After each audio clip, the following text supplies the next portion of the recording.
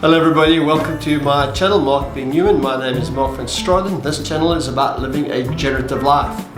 So a little while ago, we as a church, we did a series called Losing Your Lockdown FLAB. And just as much as we may have picked up weight or flab during lockdown, we may have picked up some other things around fear, loss, anger and blame. And that's where we get the word FLAB from. It's the acronym. Anyway, part of the midweek process of our church, I did an interview, or I was interviewed by Dylan, who is our acting campus pastor at the Riverside campus, and he interviewed me around the subject of anger. We just had a discussion about anger. Now, on top of that, I recently wrote a little booklet where we take a deeper dive into fear, loss, anger and blame. And if you want a copy of that booklet, you can get it free. You just have to go to the link in the description below and download the booklet free. So here's the interview with Dylan, setting up the interview within the context of Riverside. I hope you enjoy it. God bless you. Evening Riverside, welcome to our third campus night. My name is Dylan. If we haven't met, I'm the acting campus pastor at the Riverside campus. We are going to be speaking around anger in light of what Tom spoke around this Sunday, and I'm here with Mark, who is our founding pastor at Grace Family Church, and we thought it would be a great idea if we have a discussion around anger, because we were laughing and we were both saying how we struggle with anger in different ways, and we really thought we would have a personal conversation and just figure out how to deal with anger and is it bad and debunk the myth around it. But we thought we'd have a more in-depth conversation around it. So welcome Mark, how are you doing? Yeah, thanks Dylan, nice. You can see you in my little office here. I know, it's really beautiful. Beautiful sea views. Yeah, I was going to say, not your office, but the sea views everywhere. Yeah, no, really. Yeah. Yeah, how are you doing, Mark? Yeah, good, eh? You know, like everybody in this lockdown and the releasing. Nice to be being released, you know. That's kind of cool fun at the moment. Yeah, we don't feel like we're stuck inside. I mean, I know a lot of people have been breaking the rules and doing all those things. Well, there's been a lot of anger. There was a lot of fear at first, there's been loss, and now people are just getting angry and are just over it. And, you know, South Africans, we like to just break the rules and do whatever we want to. But I remember we were chatting around this whole thing around anger, and we were actually having a laugh at how angry we get at certain things in the way that we express it or suppress it. And I really just wanted to chat around it with you and debunk this myth around that it's not really a bad thing. It's, I think, how we deal with the anger that's the important part. So I think let's leap straight into that. What do you think about that, debunking this myth that anger is bad? Yeah, I think we're told, you know, that when we get angry, we mustn't be angry, you know. And it's like telling somebody, you know, don't breathe, because it's a legitimate emotion, and we are going to get angry, and stuff is going to make us angry. It's how we resolve our anger. And I think there's a positive side to anger, you know, and there's a very negative, a very destructive side to anger. And I think for the most part, we are aware of the negative impact, the destructive impact that anger can have, both in the context of the way we express it or in our inability to express it. Yeah, as you're saying that, it takes me back to my childhood, and I used to get told, you can't be angry, you can't be angry. Not that you can't be angry, I had a very short temper, and I used to slam doors, and I used to express it through like a physical means, like shutting the doors, shouting, screaming. I'd get put in the corner, I'd be so angry at that because I couldn't actually do anything, so it would pent up inside of me and I would release it later.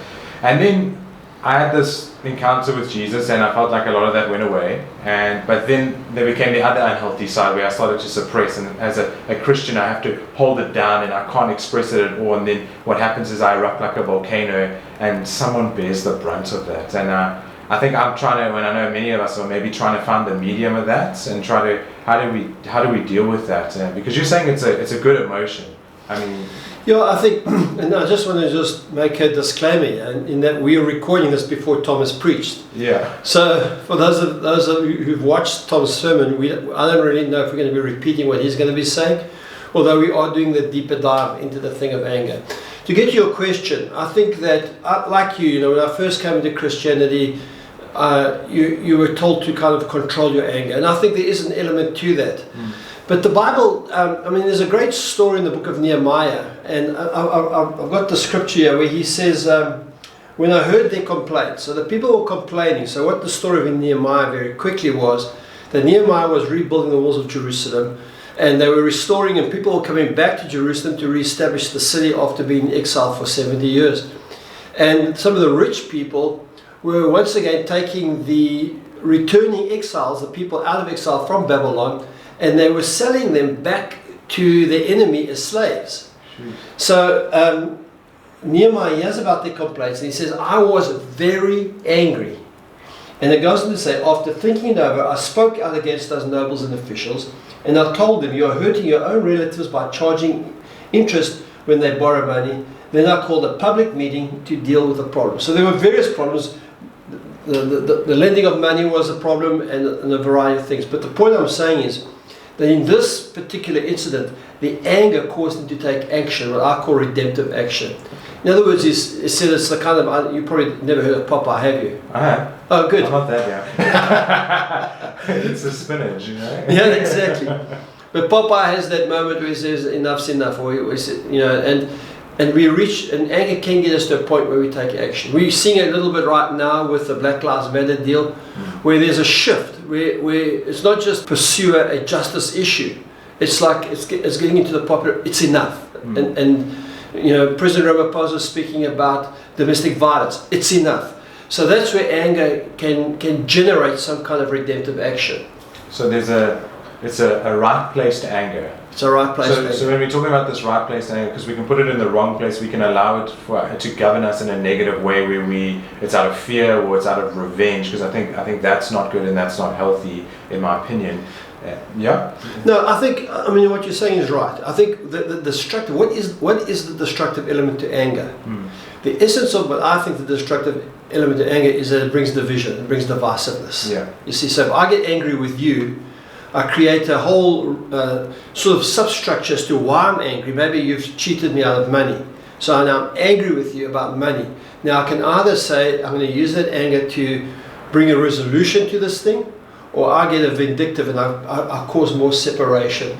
So anger is a secondary emotion. Something else happens and it causes you to be angry. So when you are told to suppress anger, and there are two conflicting scriptures. I know we spoke about this before. The one verse says, don't sit by letting anger control you. Think about it overnight and remain silent. Then there's the other scripture in the book of Ephesians that says, don't let the sun go down while you're still angry. Yeah. I love it, you know, I mean, two different messages here. Yeah. The essence of these messages, in my opinion, is that what he's saying is, don't let anger gain control. So it's not about the time of day. Okay, yeah. It's about taking the anger and just, what I've discovered in my own life, I create a whole movie in my head. You know, you cheated me of money. Then I think further and I think to myself, well, not only did you cheat me of money, but you never greeted me when I came to the service on Sunday. Not only did you not greet me, but you know, I didn't like the way you looked at me. And I start building this whole substructure. And I think what the guy's saying in Proverbs, he says, now hang on, get perspective on what it is that's causing you anger and reflect on it. So don't just have an outburst. Allow yourself to resolve the anger. And that's what he's saying here in Ephesians. He's saying, but don't let it control you. So if I don't resolve my anger, it will eventually control me. And everything I do with you will be filtered through my anger. And ultimately, if it goes unresolved, I start extending that anger into other avenues as well. I become angry with everybody. Yeah. And you meet people like that. They're just angry with everybody. Yeah. Can I ask something controversial? Oh, yeah. We can always edit it out. We can, well, maybe we won't. But that's been very liberating, saying it's not actually about the time of day, and it's actually the fact that it's don't let anger gain control of you. So that's why I love those two contrasts. Now, what happens when I read about Jesus, who in his action, for example, he's in the temple and he's flipping tables. Now, I know it's an unjust situation, but he's going wild. He's flipping tables. He's tuning people. I mean, there's talks of him creating like a whip, but I don't think he whipped people. I don't know. You'll know more context about that. And do you want to speak into that? Like, that's an example that we see of Jesus who we follow. Yeah, I think it's interesting. And Skip has a fantastic podcast on the anger of God or the wrath of God. And people can go on and find Skip's podcast around that. But I think in that particular example, what Jesus is seeing and the anger that he's feeling is, like I said, it's a secondary emotion. Yeah. So what's caused Jesus to get anger? Well, there are a couple of things. The temple is supposed to be a house of prayer. Jesus says that. He says, you've turned it into a den of thieves. So in those days, if you wanted to make a sacrifice, you either had to take your little sheep all the way from the village that you lived 100 kilometers away. And by the time you get to the temple, your sheep is now half dead. Now you're going to go present as your sacrifice. So what you would do is you'd sell your sheep back in your home village, come to the temple and buy another sheep there that you can sacrifice. So the guys in the temple had a monopoly of this thing, and they were turning that whole process of trying to help you into exploiting you. Sure. So now you sold your sheep for 100 rand back in wherever it was, back in the bluff. And now you've come to now you've come to Riverside, and you know the prices in the bluff and Riverside are two different prices. Yeah. So now you come to Riverside, and now you're going to buy a sheep for 150 rand.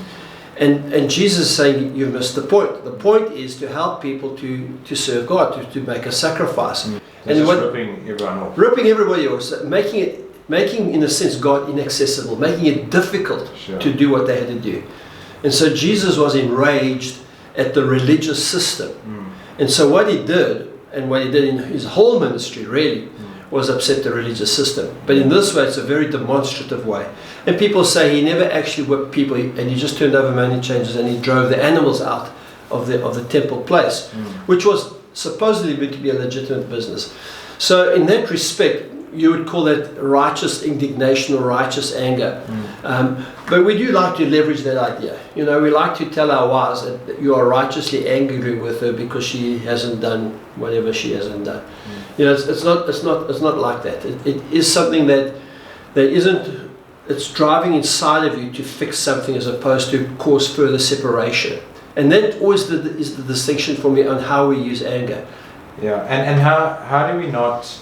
Because it's so easy for us to use the excuse of I'm righteously angry right now to leverage whatever we want to do, because so often we can be governed by our emotion and by our feelings. And I'm a feeling kind of person, I'm an emotional kind of person. So how do I bring logic into it, and how do I discern? Because often anger is reactive. So in that moment we get angry, we want to do something.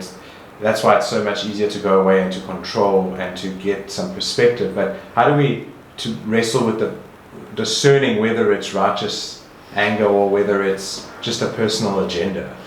Well, listen, I think anger is something that you can contend with. I always say that people are angry, it's just the depth that changes. Sure. So I think some of the anger stuff is around self-control. You know, I think sometimes we expect it just to behave better than what we're behaving.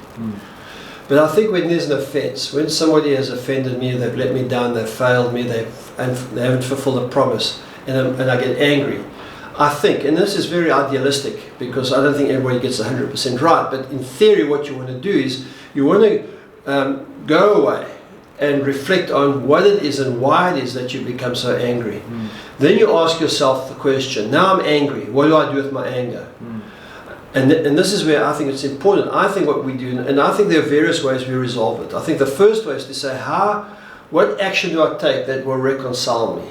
Sure. You know, either reconcile me to God or reconcile me to the person who's angered me. Now, if the government has angered me, I can't reconcile myself to the government. Who do I go speak to? So how do I resolve that? And I think for me, the way that I process that stuff, I label it. I say I am angry. The thing that's making me angry is this, this, and this. I write a lot, so I write things down. Yeah. And then I may find a confidant and go share with him. I may sit down with him and say, Dill, you know what has happened? And I'm really angry about it. It's just helped me to understand.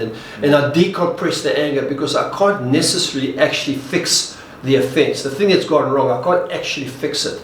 But what I can do is readjust my anger around it to say, all right, I've learned something, or I won't do that again, or I'll do that again, I'll do this differently.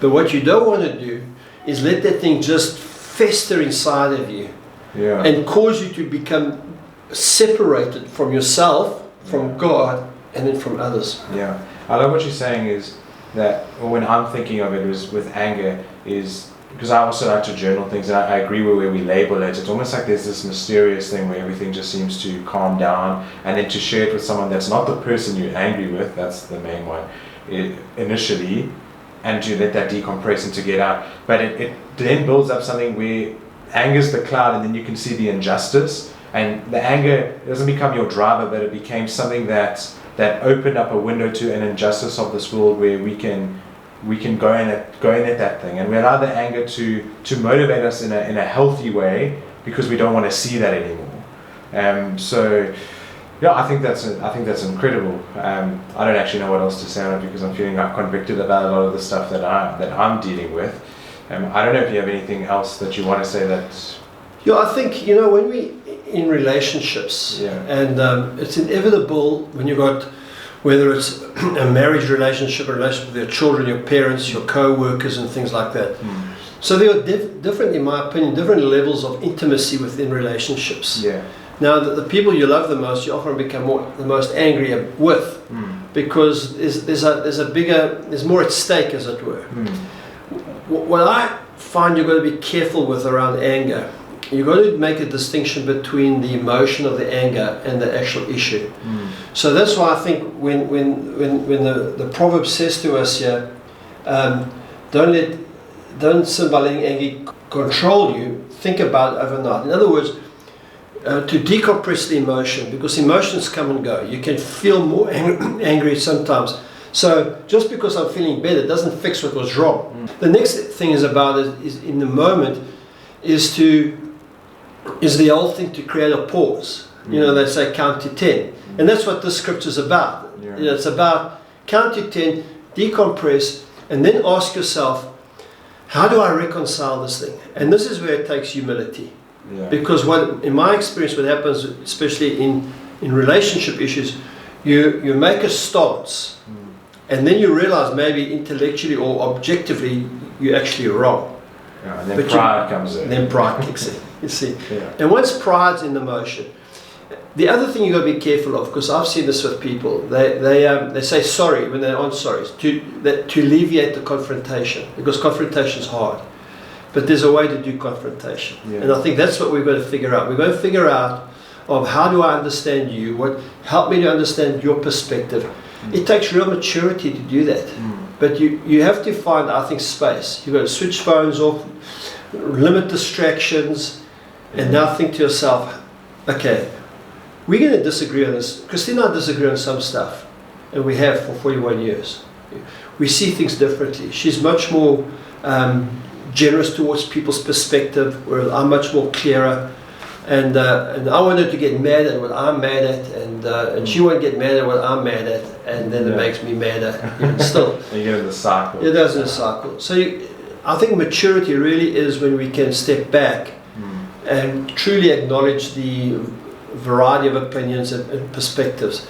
And some of the stuff, you know, I mean, I've had incidences with people that we've resolved our anger and our friendships and things like that. But trust does change. You know, you don't trust them as much as you used to trust them, and that gets built up over time again. So it's a complex deal. Yeah, and it's inevitable, and it requires us to be brave. I have one, I don't know if it's a last question but it's a big question. So, and you said to listen to Skip's podcast on it, but maybe you have something you want to say. But what happens when we're mad with God? Yeah, you know, when I started Grace, in the early days, I got mad. Really mad, and I really ranted because I had sold my house in Empangeni. I had given up a thriving church there. I'd come to Durban. We were living in the 14th floor of a block of flats with 3 small children. We had no money. There were days where we only had toast and tea and jam and fish fingers for the kids and stuff like that. It was really hard, you know. I had 3 pastor friends of mine telling me I miss God and I must give up. And at one particular time, we were living on the 14th floor overlooking the M4 highway, and I opened the window with the noise of the cars below and shouted at God. I said, God, you've sent me to Durban to die. I don't understand it. You called me. I gave up everything. I was the longest serving pastor in Empangeni when I left there. We had a school, we had a preschool, we had a reputation. It was going great. And God, now you've sent me to Durban to die. What's wrong with you, God? I shouted. And I felt so guilty and condemned, you know. And then I read a thing by Foster, I can't think of his first name, Richard Foster. He wrote a book called Prayer. And I never read the whole book, okay. It was a very thick book. I can't read very thick books. But he spoke about the psalmist who cries out his anger at God. And he says that God's not intimidated by our anger with him. Just as a child says to a parent, I hate you, Dad, I hate you, Bob. The child does do that in anger. The parent is bigger than that, and they know that they'll come around. And I think that if we can acknowledge that we're angry with God, we can tell him we're angry with him, we will find that if we keep our hearts open, that will be redeemed and things will come right again. Yeah, and allowing ourselves to be angry, but not allowing our hearts to go hard with that. And know that, like you said, God can handle it, He's God. If we think God can't handle it, then we're kind of putting a lot on ourselves where we think we're greater than God. This is my final comment, Bill. Okay. I think that the challenge in whether it's angry with God or I'm angry with you, I'm angry at the government, I'm angry at the world. The thing that I've got to guard is the condition of my heart. I can't let these external matters, these uncontrollables, determine how hard or how receptive my heart's going to be.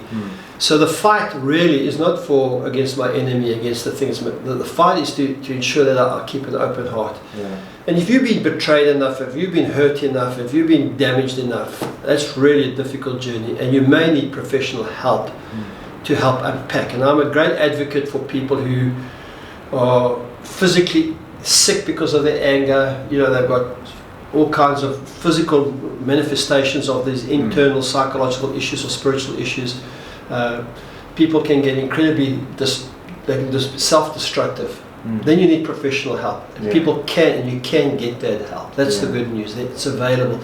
Yarra Grace, it's available. Phone our counselling team. Yeah, they're always open to doing to speaking around that. Yeah. Thanks so much, Mark. I feel very enlightened, and I feel that I've learned a lot through this chat around anger, and that I don't need to suppress it, I don't need to express it in a negative way, and I feel like I have more tools to deal with this thing, and there's something to do with the heart posture and between me and God, and how it's okay to be angry, but it's what we do with that anger that's important. So yeah, thank you so much for chatting with us and just sharing with us. Thank you so much for joining us, Riverside. If you have any questions or you want to know anything more around anger, feel free to email us, to pop us a message, and we can chat around that. Or if you feel that you need to see a counselor because you're dealing with anger, seek out our counseling ministry, and they'll be more than happy to set up an appointment where you get to speak around those things. So thank you, and be sure to join us next week for our 4th campus night. Cheers, everybody.